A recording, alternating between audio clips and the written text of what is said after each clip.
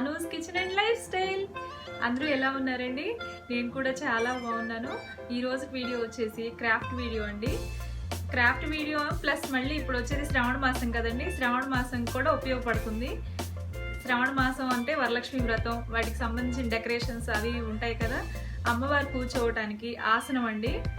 Lotus ఫ్లవర్ని చాలా ఈజీగా పేపర్తో ఎలా తయారు చేసుకోవాలో నేను మీకు చూపిస్తాను. వీడియోలోకి వెళ్ళే ముందు నా ఛానల్ని కనుక ఫస్ట్ టైం చూస్తున్న వాళ్ళైతే సబ్స్క్రైబ్ చేసుకోవటం మర్చిపోవద్దు. బెల్ ఐకాన్ ఉంటుంది, దాన్ని క్లిక్ చేస్తే ఆల్ ఆప్షన్ వస్తుంది. దాన్ని క్లిక్ చేస్తే నా నోటిఫికేషన్స్ మీకు వచ్చేస్తాయి. ఓకే అండి, వీడియోలోకి వెళ్ళిపోదాం, లేట్ చేయొద్దు. ఫస్ట్ ఒక వైట్ పేపర్ తీసుకొని ఆ పేపర్ని 20 x 20 సెంటీమీటర్ సైజులో కట్ చేసుకోవాలండి. ఇదిగోండి, స్కేల్తో ఇట్లా మార్క్ చేసుకొని తీసుకున్నామంటే కరెక్ట్గా వస్తుంది.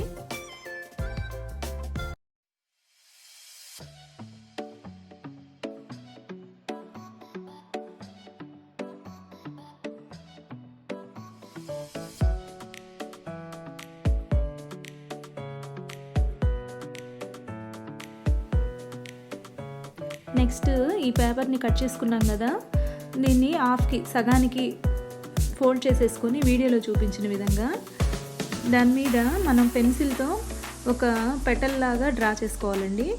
ఇదిగోండి, ఈ విధంగా డ్రా చేసేసుకొని దీన్ని కట్ చేసుకోవాలి.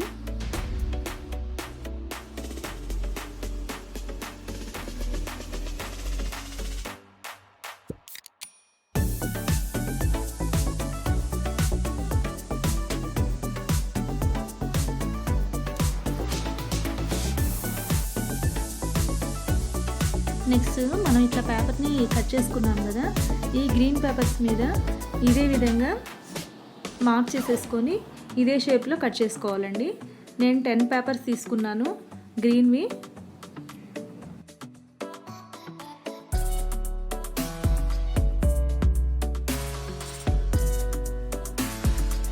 ఇలా కట్ చేసుకున్న గ్రీన్ పెటల్స్ని ఇలా ఫోల్డ్ చేసుకొని ఒక రబ్బర్ బ్యాండ్ పెట్టేసుకోవాలండి. నెక్స్ట్ వచ్చేసి పింక్ పెటల్స్ని తయారు చేసుకున్నాము. ఇట్లా చార్ట్స్ తీసుకున్నాను పింక్, వీటిని కూడా ఇదే విధంగా కట్ చేసుకోవాలి. ఈ పింక్ పెటల్స్ 30 తీసుకున్నానండి, 30 అవసరం అవుతాయి. ఈ పింక్ పెటల్స్కి ఒక pink colour, dark pink colour crayon తీసుకుని దాంతో ఇట్లా షేడింగ్ ఇచ్చుకోవాలండి. ఇలా షేడింగ్ ఇవ్వటం వల్ల మనకి పెటల్ అనేది రియాలిటీగా ఉంటుంది, చాలా అందంగా కూడా ఉంటుంది. ఇదిగో ఈ విధంగా షేడింగ్ ఇచ్చుకోవాలి.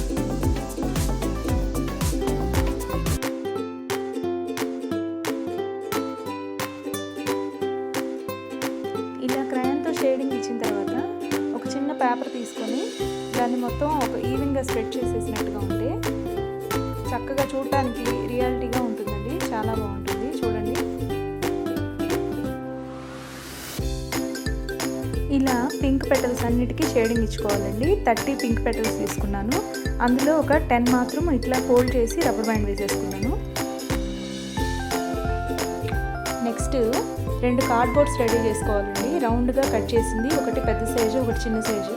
ఇదిగోండి, ఈ సైజు తీసుకున్నాను నేను.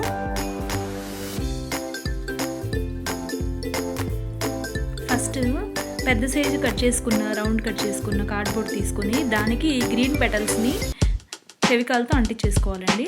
చూడండి నేను ఏ విధంగా అంటిస్తున్నాను.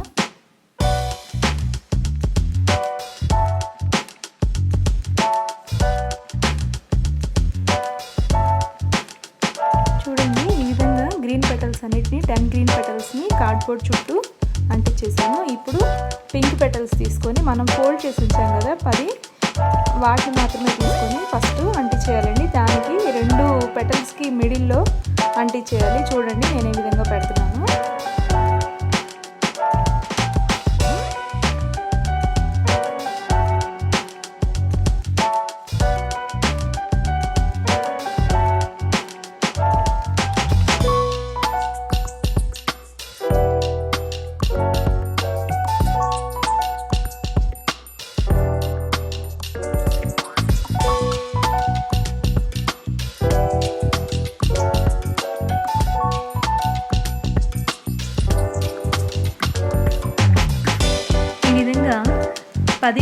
పింక్ పెటల్స్ని ఇట్లా రౌండ్గా అంటించేసుకోవాలండి.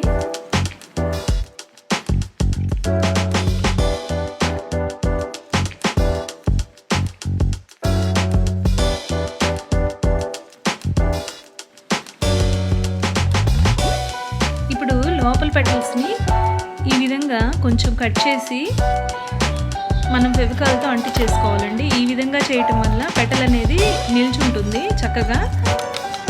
లోపల పెటల్స్కి మాత్రం 20 పెటల్స్ ఉంచాం కదా, ఆ 20 పెటల్స్ని ఈ విధంగా తయారు చేసుకొని ఉంచుకోవాలి.